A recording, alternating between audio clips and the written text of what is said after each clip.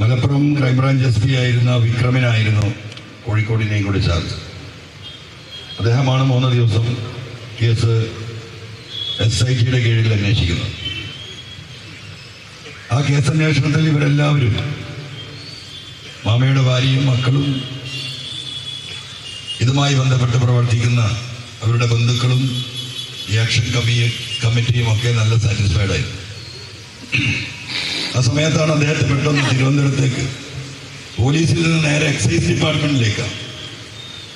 അത് ആ അന്വേഷണ ഉദ്യോഗസ്ഥന്റെ മികവിനെ കുറിച്ച് ഇന്റർനെറ്റിൽ കയറി നോക്കിയാൽ നിങ്ങൾക്ക് കാണാൻ കഴിയും. അപ്പോൾ നിങ്ങൾക്ക് മനസ്സിലാവും എന്തുകൊണ്ടാണ് അദ്ദേഹത്തെ പൊടുന്നനെ മാറ്റിയത്. അപ്പോൾ ഞാനാണ് ആദ്യം കത്ത് കൊടുക്കുന്നത്.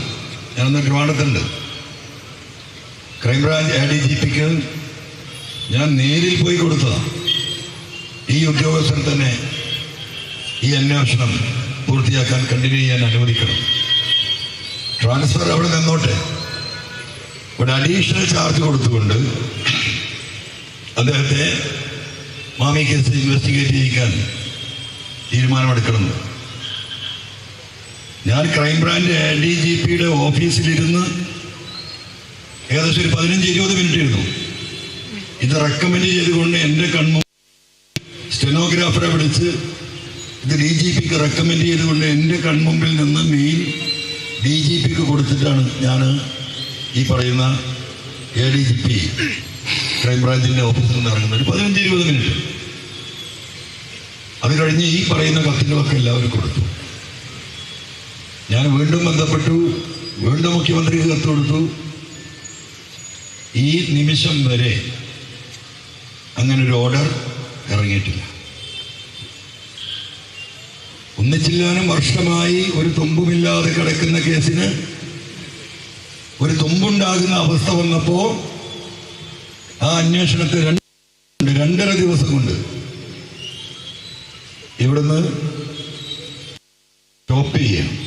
ഇപ്പം ആരോ അന്വേഷിക്കുന്നുണ്ട്. ഞാൻ ഇവരോട് പറഞ്ഞു, നിങ്ങളതിന് സഹകരിക്കാൻ നിൽക്കണ്ട. ഒരു അന്വേഷണം കൊണ്ടൊരു കാര്യമില്ല. നിങ്ങളടുത്തുള്ള തെളിവുകൾ കൊടുക്കരുത് ഞാൻ പറഞ്ഞിട്ടുണ്ട്. അവർ കൊടുക്കുകയാണെങ്കിൽ കൊടുക്കട്ടെ, എല്ലാം ചെയ്യാൻ പറ്റും. ഒരു കാര്യമില്ല. ഈ അന്വേഷണ ടീം അന്വേഷിക്കാൻ ഒരു ചുക്കും സംഭവിക്കാൻ പോകുന്നില്ല. എനിക്കറിയാതെ പണത്തിന്റെ മുകളിൽ പരുന്ത് പറക്കൂല എന്നൊക്കെ നമ്മൾ കേട്ടിട്ടുണ്ടല്ലോ. ഇവിടെ എന്താ സ്ഥിതി അറിയുന്നത്? ADGPയുടെ മുകളിൽ ഒരു പരുന്തും പറക്കൂല അജിത് കുമാറിന്റെ മോഡൽ. ഇതാണ് ലോകം. ഒരു മുഖ്യമന്ത്രി ഒരു ക്രിമിനലിനെ ഇങ്ങനെ കെട്ടിപ്പിടിച്ചിരിക്കുകയാണ്. കൈ പിടിച്ചു വലിച്ചാലും കാൽ പിടിച്ചു വലിച്ചാലും ആ കെട്ടുവിടാൻ തയ്യാറില്ല. എന്താ കാരണം? എനിക്കറിയില്ല. ജനങ്ങൾ പരിശോധിക്കട്ടെ.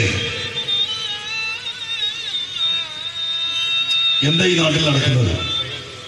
ഞാൻ പഴയ കഥയ്ക്കൊന്നും കിടക്കുന്നില്ല. ഞാൻ ഷോർട്ടായി പറഞ്ഞ് അവസാനിപ്പിക്കാൻ. എന്താ ഈ നാട്ടിൽ നടക്കുന്നത്? ബക്കർ ഇവിടെ വിശദീകരിച്ചില്ല, നിങ്ങളൊക്കെ കേട്ടല്ലോ. എന്താ നിങ്ങളുടെയൊക്കെ മനസ്സിൽ തോന്നുന്നത്? നിങ്ങൾക്കൊരു ഫീലിംഗ് ഉണ്ടാവില്ല. ആ ഫീലിംഗ് തന്നെയാണ് യഥാർത്ഥത്തിൽ. പക്ഷെ ആ ഫീലിംഗ് എത്ര നേരം ഉണ്ടാകും? ഇപ്പൊ 7:30 മണി, ഒരു 9:30 മണി വരെ ഉണ്ടാവും. കാരണം ഇവിടുന്ന് വീട്ടിൽ പോയി രാത്രി ഭക്ഷണം കഴിക്കുമ്പോൾ ഇരുന്ന് മക്കളോടോ ഭാര്യമാരോടോ ചർച്ച ചെയ്യുമ്പോൾ നമ്മൾ സുഖമായിട്ട് കൂർക്കം വലിച്ചുറങ്ങും. അത്രയേ ഉള്ളൂ. ഇതിങ്ങനെ PVR പറഞ്ഞ് നടന്നുകൊണ്ട് വലിയ കാര്യമൊന്നും എനിക്ക് തോന്നുന്നില്ല. പക്ഷെ എന്താ നിൽക്കാതെ പറഞ്ഞുകൊണ്ടിരിക്കുകയാണ് ഞാൻ. ഈ 1 മണിക്കൂർ ആലോചിക്കുന്നത് മനുഷ്യരെ 2 മണിക്കൂറാക്കി. പിന്നെ അതൊരു 3, 4, 5 മണിക്കൂറായാൽ ഇതിനൊരു മാറ്റം വരും. ഇപ്പൊ കോഴിക്കോട്ടുകാരെ സംബന്ധിച്ച് പ്രത്യേകിച്ചും ഇതാർക്കും സംഭവിക്കാം. ഇവിടെ